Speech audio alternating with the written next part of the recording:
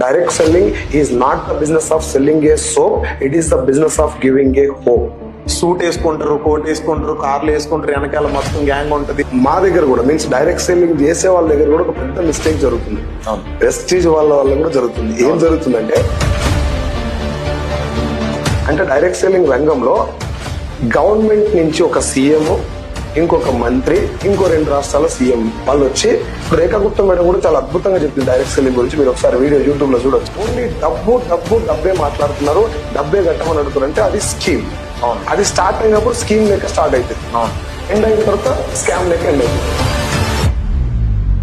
ఆయన వచ్చి నా ప్రోడక్ట్ స్టేటస్ లో పెట్టుకో, రోజు నువ్వు స్టేటస్ లో పెట్టుకొని చూస్తా ఉండు, డైలీ వర్త్ నీకు అని అంటారు. అన్నిటికీ అదే పెడతారు. ఇవన్నీ ఫ్రాడ్, ఫేక్. చైన్ సిస్టమ్ అనగానే ఫ్రాడ్ అంటారు. సరే, నీకు ఎట్లా విలువాలనిపిస్తే అట్లా పిలుస్తుంది.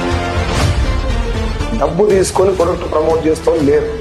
ఎవరు వచ్చినా, మీరు వచ్చినా, నేను వచ్చినా ముందు ప్రొడక్ట్ వాడాలి, ఆ క్వాలిటీ సాటిస్ఫై అయినాకనే ముందుకెళ్తుంది. కాబట్టి కస్టమర్ సాటిస్ఫాక్షన్ మీద జరిగే బిజినెస్ కాబట్టి అడ్వర్టైజ్మెంట్ ఇవ్వరు. నీకు ఇంత వచ్చిందా, నీకు కార్ ఫేక్, నీకు అది ఫేక్, రండి ఉరికి రండి, మీకు అందరికి కార్లు వస్తాయి, లక్షలు వస్తాయి. సో కాస్ట్లీ అన్న మీ మాటకి ఒకటే ఆన్సర్, కాస్ట్లీ డెఫినెట్ గా ఉంటది, క్వాలిటీ కూడా అదే స్థాయిలో ఉంటుంది. మనం వెస్టీజ్ లోనే ఎందుకు జాయిన్ అవ్వాలి? నెంబర్ 1, కంపెనీ మేనేజ్మెంట్ చూడాలి.